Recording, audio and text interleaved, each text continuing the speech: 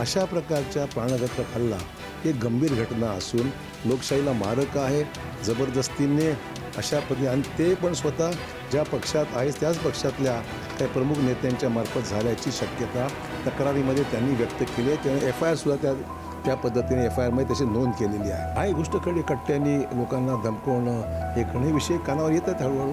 पण म्हणून आता हे सगळ्या विषयाचं उच्चाटन या निवडणूक झाल्यानंतर निश्चित हायेस्ट प्रायोरिटी या गोष्टी दिल्या जाईल आणि कडक शासन प्रशासनाने कडक वागलं पाहिजे, कारवाई केली पाहिजे आणि या घटना अनेमध्ये घडू नये याकरता ॲक्शन मोडवर संबंधित डिपार्टमेंट येईल अशी अपेक्षा आहे. तर की जीवन घोगरे यांच्यावर जो प्राणघातक हल्ला झाला, जबर मार त्यांना उचलून नेण्यात आलं. आम्ही चित्र पाहिले, व्हिडिओ पाहिला, त्यांना कारमध्ये डंप करून जबरदस्तीने अपहरण करण्यात आलं, अज्ञात ठिकाणी नेण्यात आलं, त्यांच्यावर मारहाण करण्यात आली, डोकं फुटलं, मरता मरता ते वाचलेले आहेत. अशा प्रकारच्या प्राणघातक हल्ला ही गंभीर घटना असून लोकशाहीला मारक आहे. जबरदस्तीने अशा पद्धतीने आणि ते पण स्वतः ज्या पक्षात आहे त्याच पक्षातल्या काही प्रमुख नेत्यांच्या मार्फत झाल्याची शक्यता तक्रारीमध्ये त्यांनी व्यक्त केली आहे. त्याने FIR सुद्धा त्या पद्धतीने FIRमध्ये त्याची नोंद केलेली आहे.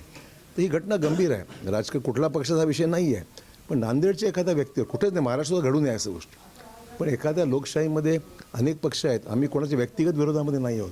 अशा प्रकारचे हमले जर आमच्या पक्षातले असो किंवा इतर कुठल्याही पक्षातले असो कोणा होणार असेल तर तसे प्रोटेक्शन मिळालं पाहिजे. त्याच्या मागचे सूत्रधार शोधून काढण्यात आले पाहिजेत आणि त्यांच्यावर कडक कारवाई झाली पाहिजे. हे मुख्यमंत्र्यांना भेटून त्यांनी निवेदन दिलेलं आहे आणि मुख्यमंत्र्यांसुद्धा याच्यामध्ये SIT गठीत करण्यासंदर्भात त्यांनी मान्यता दिलेली आहे.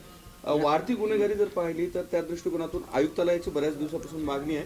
हे प्रकरण आयुक्तालयाचं मार्गी लागेल का? आपण असं आहे, आयुक्तालयाचा विषय हा वेगळा आहे. निवडणूक संपल्यानंतर जरूर या बाबतीमध्ये आम्ही भाष्य करू.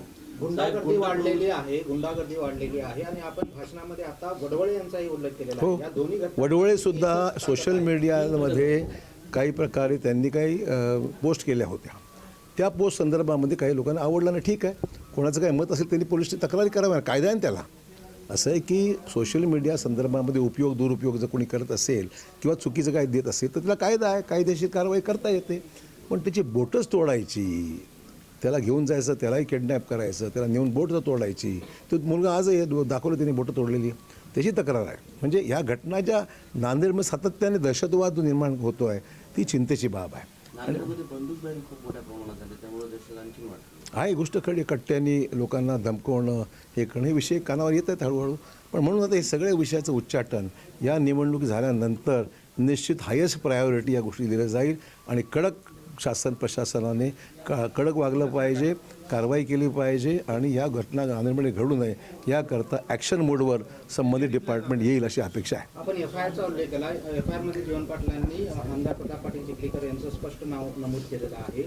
मग आपण जे आका शब्द वापरलाय तो आका म्हणजे जे ह्याच्या सत्यता बाहेर येईल त्यातून स्पष्ट होईल की आका कोण आहे यातला. आणि म्हणून मला कोणाला आक्षेप घ्यायचा नाही, हा तपासाचा भाग आहे. तपासामध्ये स्पष्ट होईल, त्यातून विषय निष्पन्न होईल जो काय असेल ते. आपण मुख्यमंत्री असतील किंवा मग DGP असतील यांच्यापर्यंत हा विषय पोहोचवणार नाही. तो त्यांनी तपास ह्यांनी तर स्वतः निवेदन दिलंच आहे मुख्यमंत्र्याकडे, त्यावर कारवाई अपेक्षित आहे. चालेल.